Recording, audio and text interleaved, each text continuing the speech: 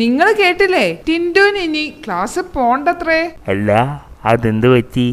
അവന് ജോലിക്ക് പോണം പോലും. UKG പഠിക്കുന്ന അവന് ജോലിയോ? അല്ല, അതെന്താ അവൻ അങ്ങനെ തോന്നാൻ?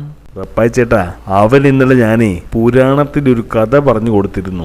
അതും സ്കൂളിൽ പോകും തമ്മിൽ എന്താ ബന്ധം? അതിലൊരു മുനികുമാരന്റെ കഥയുണ്ടായിരുന്നു. അത് കേട്ടതും അവൻ പറയാ അവൻ ആ മുനികുമാരനെ പോലെ ആകണമെന്ന്. ഓരോരോ തല്ലിപ്പൊളി കഥയായിട്ട് ഇറങ്ങിക്കോളൂ. എടീ, ഇത് ഉപനിഷത്തിലെ ഒരു കഥയാ.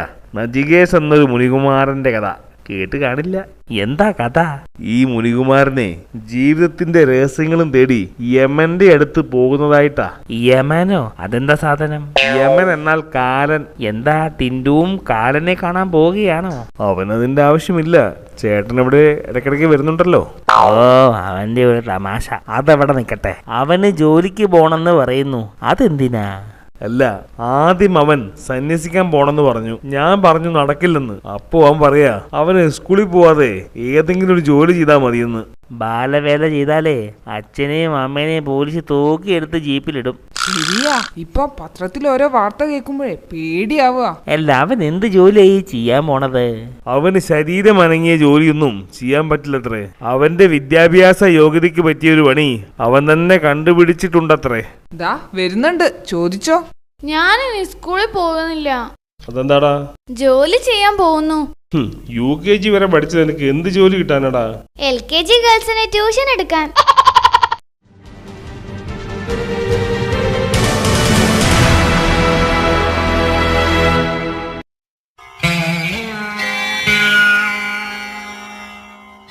ദേ, നിങ്ങൾ കണ്ടില്ലേ, ടിൻഡു കരഞ്ഞോണ്ട് പോന്നു. അല്ല, അവനെന്ത് പറ്റി? അവൻ പറയാ അവന് ഇത്തവണ എല്ലാത്തിനും A+ കിട്ടിയ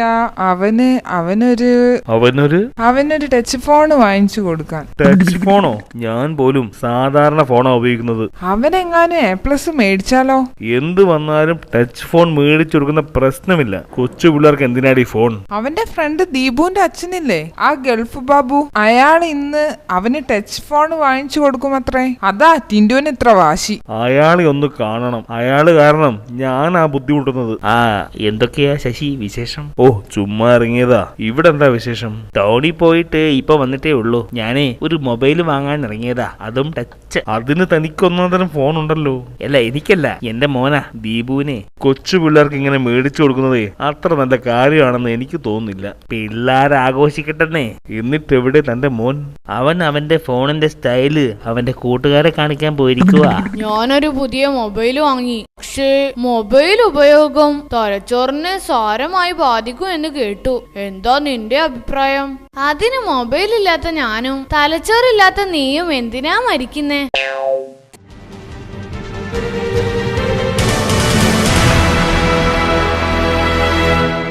അല്ല, ഞായറാഴ്ച ആയിട്ടെന്താ പരിപാടി? പ്രതീക്ഷിട്ടൊന്നുമില്ല. രാവിലെ ജോഗിങ്ങിനൊന്ന് പോണം, പിന്നെ ഡുണ്ടുവിനെ കൂട്ടി ഒരു ഔട്ടിങ്, പിന്നെ ലഞ്ച്, അല്ലറ ചില്ലറ ഷോപ്പിംഗ്, അത്രേ ഉള്ളൂ. ദൈവമേ, ഇതിനൊക്കെ കാശ് എവിടുന്നാടാ? കാശൊക്കെ അവളെടുത്തോളും. അവളുടെ അപ്പനെ പൂത്ത കാശാ. വെരി ഗുഡ്, നീ എന്റെ മോൻ തന്നെ. ശരിയാ, അച്ഛനും ഇങ്ങനെയൊക്കെ തന്നെയാണെന്ന് അമ്മ എപ്പോഴും പറയും. ആരോ ഓടിക്കതച്ച് വരുന്നുണ്ട്. അല്ല, അറിഞ്ഞില്ലേ, നമ്മുടെ റപ്പാച്ചേട്ടനെ ഒരു ബൈക്ക് ഇടിച്ചു. ദൈവമേ, പാവം. ഇപ്പൊ എവിടാ? പുള്ളി ഇപ്പോ ഹോസ്പിറ്റൽ ICUലാ. കഷ്ടം, സമയദോഷം. നീ എന്താടാ കിളവന്മാരെ കൂട്ട് ഇങ്ങനൊക്കെ പറയുന്നേ?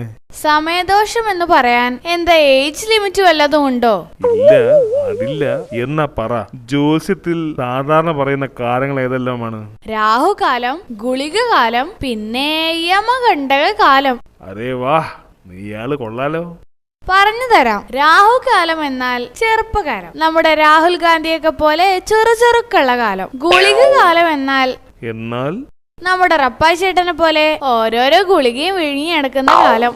അപ്പോ യമകണ്ഠക കാലമോ? നമ്മുടെ അപ്പൂപ്പനെ പോലെ യമനെ കാണാൻ ടൈം നോക്കി നടക്കുന്ന കാലം.